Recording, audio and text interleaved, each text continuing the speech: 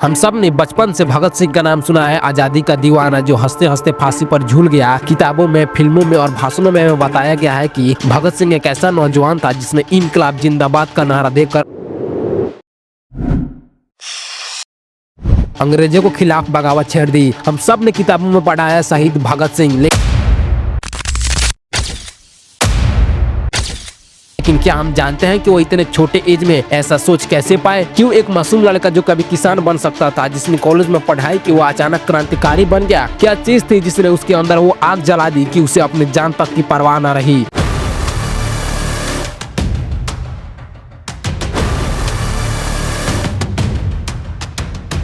एक ऐसा नौजवान जिसकी उम्र तो बस 23 साल की थी, लेकिन हिम्मत, सोच और देश के लिए जुनून ऐसा कि आज भी लाखों लोगों को जोश से भर देता है।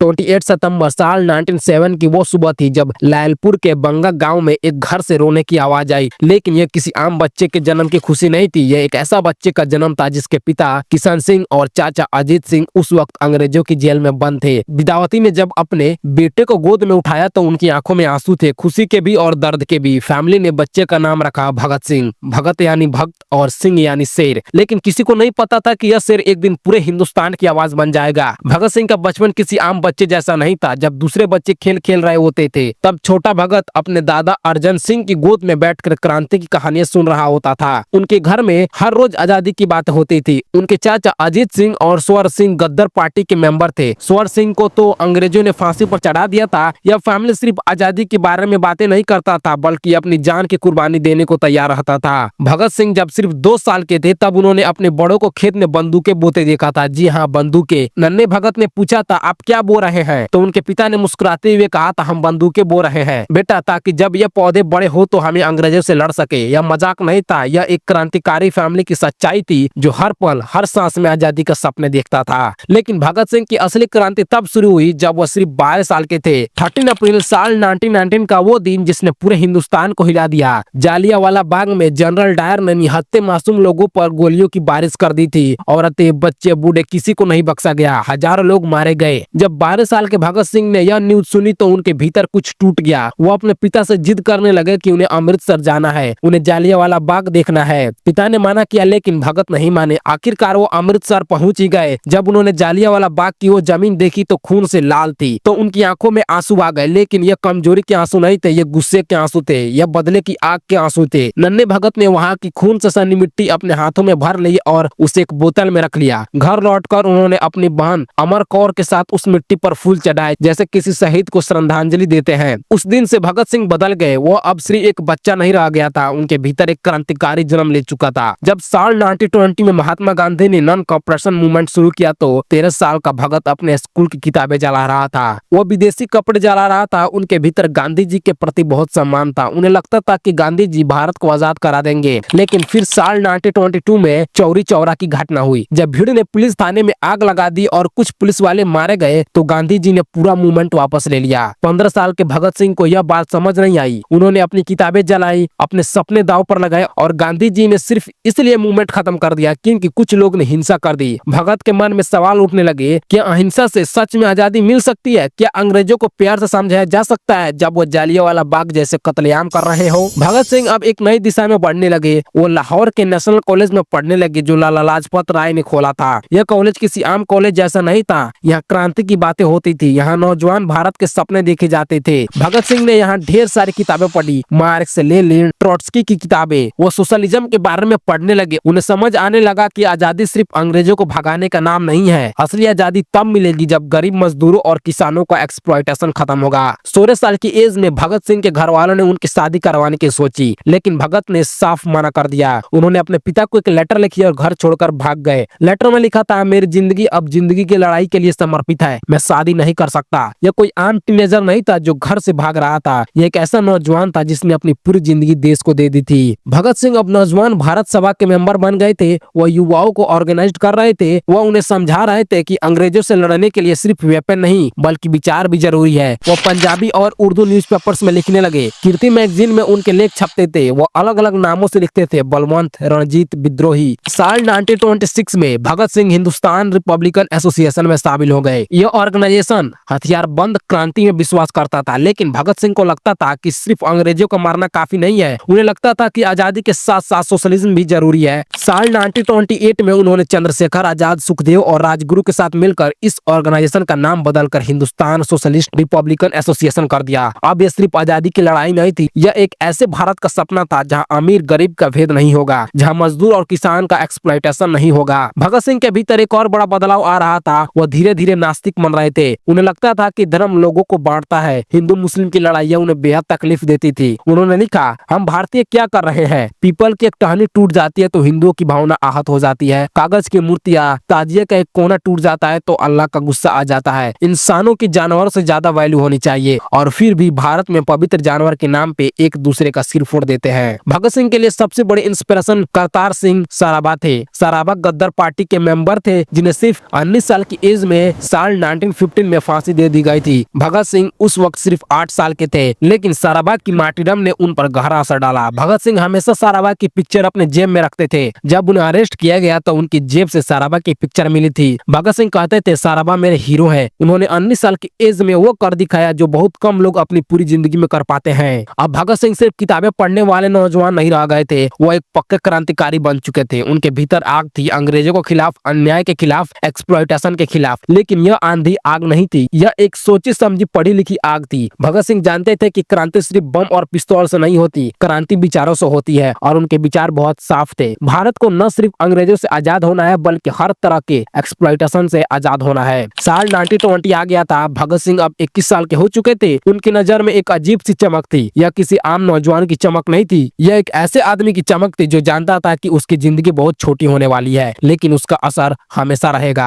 भगत सिंह तैयार थे इतिहास रचने के लिए, कुर्बानी देने के लिए और अमर हो जाने के लिए। लेकिन अभी उनकी असली परीक्षा बाकी थी। लाला लाजपत राय की मौत होने वाली थी, और फिर वह घटना होने वाली थी जिसने भगत सिंह को पूरे हिंदुस्तान का हीरो बना दिया। अंग्रेजों की नींद उड़ने वाली थी और भगत सिंह का नाम हर घर में गूंजने वाला था, इनकलाब जिंदाबाद। 30 अक्टूबर साल 1920 का दिन था। लाहौर की सड़कों पर एक अजीब सी खामोशी थी। हजारों लोग सड़कों पर उतर आए थे, लेकिन कोई नारे नहीं लगा रहा था, कोई चिल्ला नहीं रहा था। यह एक शांत जुलूस था साइमन कमीशन के खिलाफ। अंग्रेजों ने भारत के फ्यूचर के बारे में फैसला करने के लिए 7 अंग्रेज मेंबर्स की एक कमीशन बनाई थी। इस कमीशन में एक भी भारतीय नहीं था। यह भारतीयों के लिए एक बहुत बड़ा अपमान था। पूरे देश में साइमन गो बैक के नारे गूंज रहे थे। लाहौर में इस शांत जुलूस का लीडरशिप कर रहे थे पंजाब के शेर लाला लाजपत राय। वह 64 साल के बूढ़े शेर थे, लेकिन उनके भीतर अभी भी जवानी का जोश था। हजारों लोग उनके पीछे चल रहे थे, काले झंडे हाथों में थे, लेकिन कोई हिंसा नहीं थी, कोई तोड़फोड़ नहीं था। यह एक अहिंसक विरोध था। लेकिन अंग्रेज इस पीसफुल प्रोटेस्ट को भी बर्दाश्त नहीं कर सके। पुलिस सुपरिटेंडेंट जेम्स स्कॉट ने अपने सिपाहियों को लाठीचार्ज का आदेश दे दिया। लाठियां बरसने लगी। निहत्थे लोगों पर बेरहमी से वार किए जा रहे थे, और फिर स्कॉट ने खुद लाला लाजपत राय पर हमला कर दिया। उन्होंने लाला जी की छाती पर जोर जोर से लाठी मारा। 64 साल के बुजुर्ग पर इतनी बेरहमी से वार किए गए कि वो लड़खड़ा गए, लेकिन लाला लाजपत राय गिरे नहीं। उन्होंने खुद को संभाला और उसी शाम मोची गेट पर भीड़ को संबोधित किया। उनकी आवाज में दर्द था, लेकिन हिम्मत भी थी। उन्होंने कहा, मैं अनाउंसमेंट करता हूँ कि आज मुझ पर जो वार किए गए हैं वह ब्रिटिश एम्पायर के ताबूत में आखिरी किल साबित होंगे। यह सिर्फ शब्द नहीं थे, यह एक भविष्यवाणी थी जो सच होने वाली थी। ताबूत का मतलब होता है कि यह एक लंबा बक्सा होता है जिसमें डेड बॉडी रखा जाता है। लाला जी की हालत बिगड़ती जा रही थी। उनकी छाती में असहनीय दर्द था। 17 नवंबर साल 1928 को पंजाब का शेर चला गया। लाला लाजपत राय की मौत ने पूरे देश को झकझोर दिया, लेकिन सबसे ज्यादा गुस्सा आया उन नौजवान क्रांतिकारियों को जो पहले से ही अंग्रेज से नफरत करते थे। भगत सिंह, राजगुरु, सुखदेव, चंद्रशेखर आजाद, इन सब के भीतर की आग भड़क उठी। भगत सिंह के लिए यह सिर्फ एक लीडर की मौत नहीं थी। लाला जी ने ही लाहौर में नेशनल कॉलेज खोला था जहां भगत सिंह पढ़े थे। लाला जी ने ही उन्हें पॉलिटिक्स में आने के लिए इंस्पायर किया था, और अब लाला जी को स्कॉट नाम के एक अंग्रेज ने मार डाला था। भगत सिंह अंदर से टूट गए, लेकिन उन्होंने अपने आंसू छुपाए। उन्होंने अपने साथियों राजगुरु, सुखदेव, चंद्रशेखर आजाद और अन्य क्रांतिकारियों को इकट्ठा किया। एक सीक्रेट मीटिंग ऑर्गेनाइज की गई। मीटिंग में फैसला किया गया कि जेम्स स्कॉट को मारना होगा, लाला जी की मौत का बदला लेना होगा। लेकिन यह सिर्फ बदला नहीं था, यह अंग्रेजों को मैसेज देना था कि भारतीय अब और जुल्म नहीं सहेंगे। प्लान बनाई गई, हर छोटी से छोटी बात पर ध्यान दिया गया। 17 दिसंबर साल 1928 की शाम को स्कॉट को लाहौर की पुलिस स्टेशन के बाहर मारना था। 17 दिसंबर आ गया, शाम का वक्त था। भगत सिंह और राजगुरु पुलिस स्टेशन के बाहर छुपे हुए खड़े थे। उनके दिल तेजी से धड़क रहे थे, लेकिन हाथ बिल्कुल स्थिर थे। सुखदेव और चंद्रशेखर आजाद भी पास में थे। पूरी प्लान तैयार थी, बस स्कॉट का इंतजार था। और फिर एक मोटरसाइकिल आती दिखी और उस पर सवार एक अंग्रेज ऑफिसर था। राजगुरु ने सड़क के उस पार से निशाना लगाया, एक गोली चली, ऑफिसर मोटरसाइकिल से गिर गया। भगत सिंह दौड़कर उसके पास गए और पास से कई गोलियां दागी। पोस्टमार्टम रिपोर्ट में 8 गोलियों के निशान मिले थे। जब एक हिंदुस्तान पुलिस कांस्टेबल चन्नन सिंह ने उन्हें पकड़ने की कोशिश की तो चंद्रशेखर आजाद ने उसे भी गोली मार दी। क्रांतिकारी वहां से भाग निकले, लेकिन एक बहुत बड़ी गलती हो गई थी। जिस ऑफिसर को मारा गया था वह जेम्स स्कॉट नहीं था, वह जॉन सॉन्डर्स था, एक असिस्टेंट सुपरिटेंडेंट ऑफ पुलिस जो अभी प्रोबेशन पर था और सिर्फ 21 साल का था। अंधेरे में पहचान की गलती हो गई थी। भगत सिंह और उनके साथियों ने गलत आदमी को मार दिया था, लेकिन क्रांतिकारियों को अफसोस नहीं था। उनके लिए सॉन्डर्स हो या स्कॉट, दोनों ब्रिटिश रूल के प्रतीक थे, दोनों भारतीयों पर जुल्म करने वाले थे। पूरे लाहौर में तलाश शुरू हो गई। पुलिस पागलों की तरह क्रांतिकारियों को ढूंढ रही थी। पोस्टर लगाए गए, इनाम घोषित किए गए, लेकिन भगत सिंह और उनके साथी बहुत चालाक थे। उन्होंने अपनी शक्लें बदल ली और लाहौर से भाग निकले। अब भगत सिंह अपने साथियों के साथ छिप कर रहे थे, लेकिन वह चुप बैठने वाले नहीं थे। वह सोच रहे थे कि अगला कदम क्या होना चाहिए। सॉन्डर्स की हत्या से पूरे देश में हलचल तो मच गई थी, लेकिन लोगों को अभी भी समझ नहीं आ रहा था कि क्रांतिकारी क्या चाहते हैं। भगत सिंह को लगता था कि उन्हें अपनी बात पूरे देश के सामने रखनी होगी। और फिर आया एक मौका।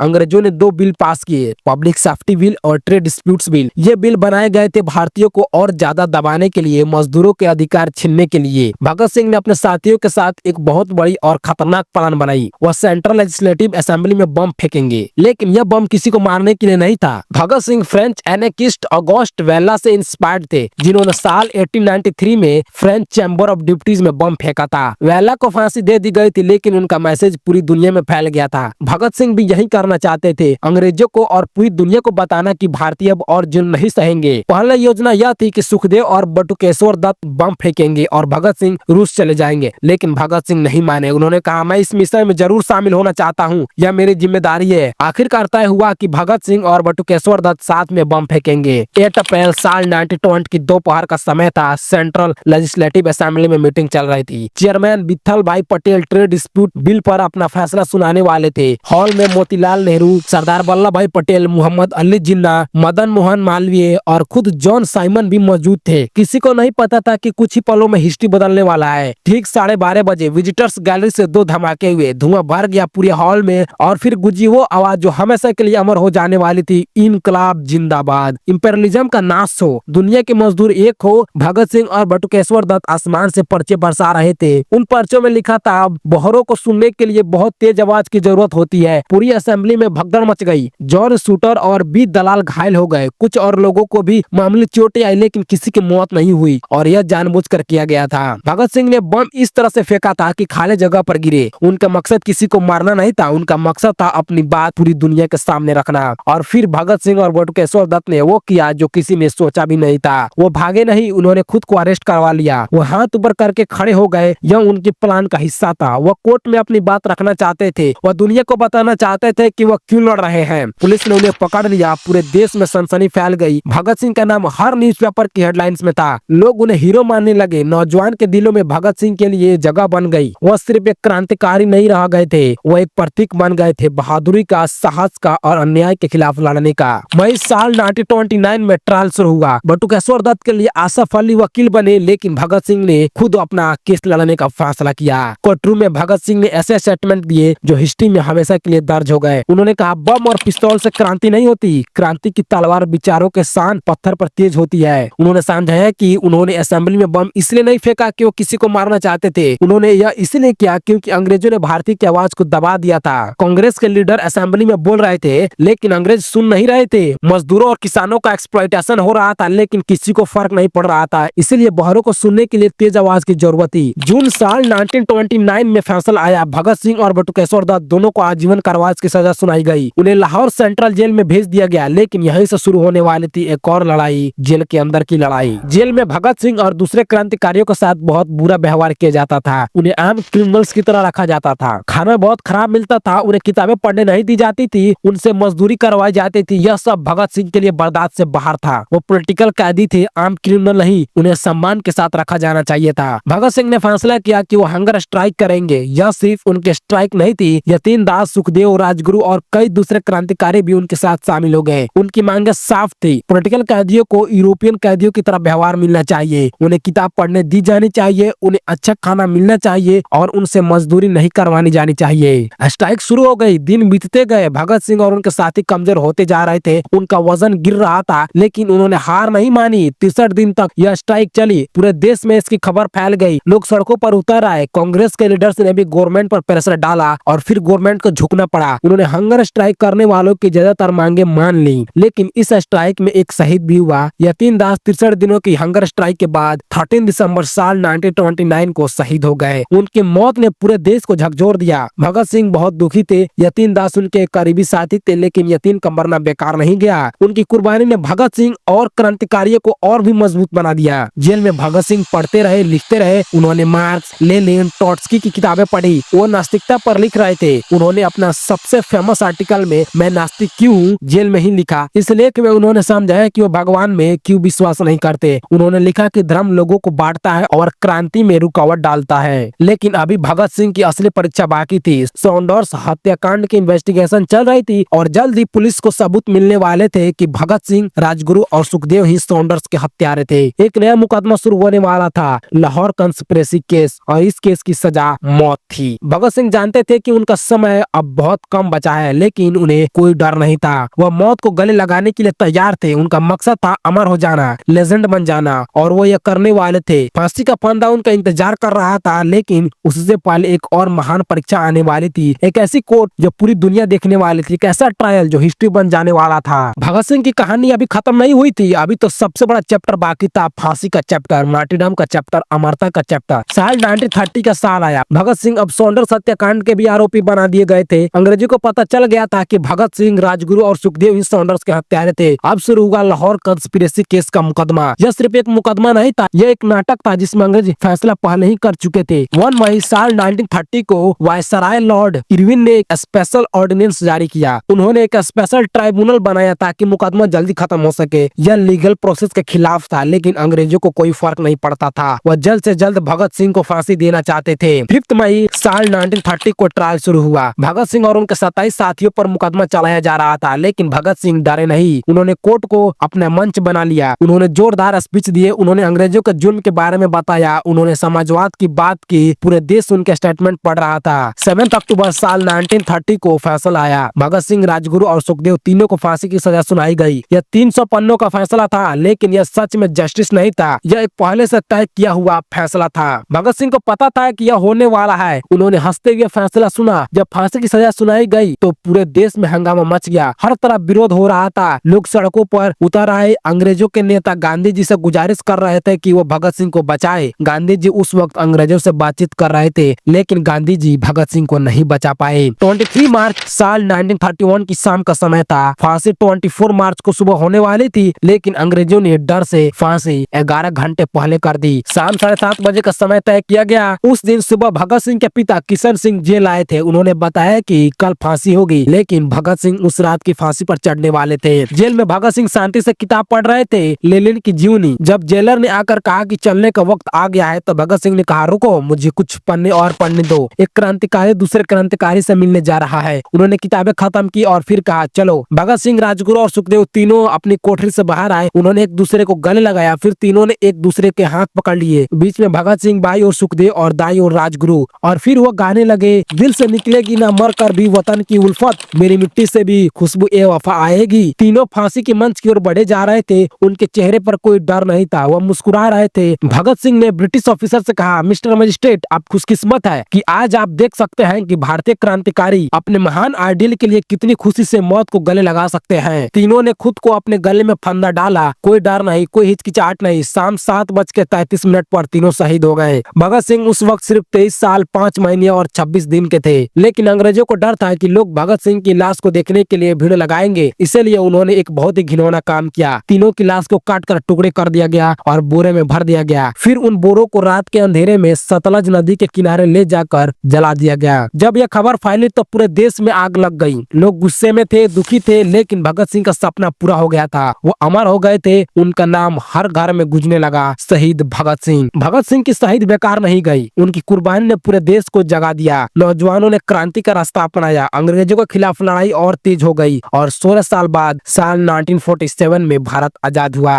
आज भी भगत सिंह की यादें हमारे दिलों में जिंदा है। उनका नारा इनकलाब जिंदाबाद आज भी गूंजता है। वह सिर्फ एक क्रांतिकारी नहीं थे, एक विचारक थे, एक फिलोसफर थे, एक सोशलिस्ट थे। उन्होंने सिर्फ अंग्रेजों से आजादी की बात नहीं की, बल्कि एक ऐसा भारत का सपना देखा जहाँ गरीबी नहीं होगी, जहाँ सब बराबर होंगे, जहाँ धर्म के नाम पर लड़ाइयाँ नहीं होगी। भगत सिंह की कहानी हमें सिखाती है कि अन्याय के खिलाफ लड़ना जरूरी है। उनकी कहानी हमें बताती है कि सच्ची देशभक्ति क्या होती है, और उनकी कहानी हमें याद दिलाती है कि हमारी आजादी कितनी कीमती है, क्योंकि भगत सिंह जैसे शहीदों ने अपनी जान देकर हमें यह आजादी दिलाई। इसी के साथ ये वीडियो होता है खत्म। मिलते हैं नेक्स्ट वीडियो में, तब तक के लिए जय श्री राम।